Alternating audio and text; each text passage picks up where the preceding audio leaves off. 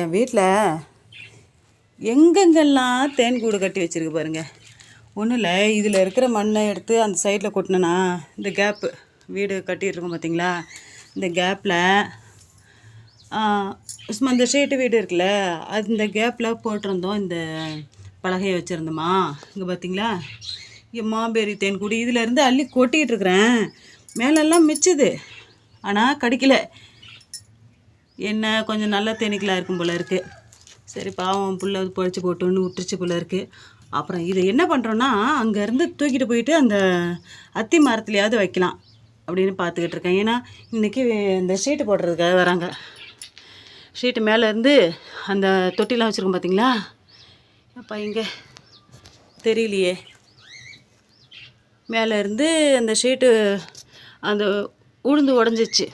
அதனால் இங்கே கொஞ்சம் வேலை பார்த்துக்கிட்டு இருக்கிறோம். இந்த சின்ன கொஞ்சம் கேப் இருந்துச்சுல, இதில் நிறைய வேலை இருக்குது. இதில் முயல் இந்த மாதிரி ஏதாவது வளர்க்கலாம் அப்படிங்கிறதுக்காக இதை சரி பண்ணுறோம். அதில் இந்த தேன் கூடு கட்டி இருக்குது. நான் எப்படி வேலை செய்கிறதுன்னு தெரியல. எப்படியும் மெதுவாக எடுத்து பார்க்கலாம். அடே குட்டி, நீ என்ன பண்ணுற?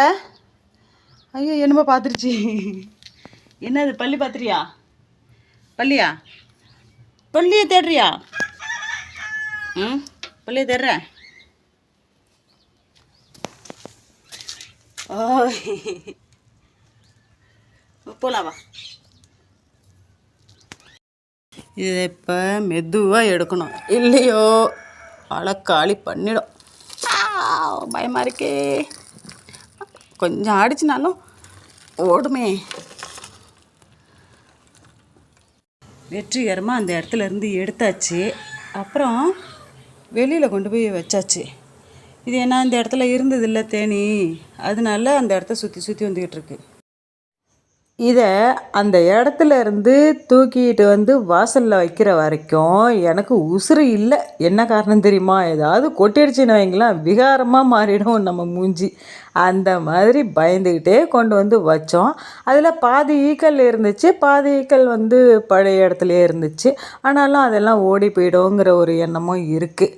பார்க்கலாம் இது இருக்குமா இருக்காதான்னு.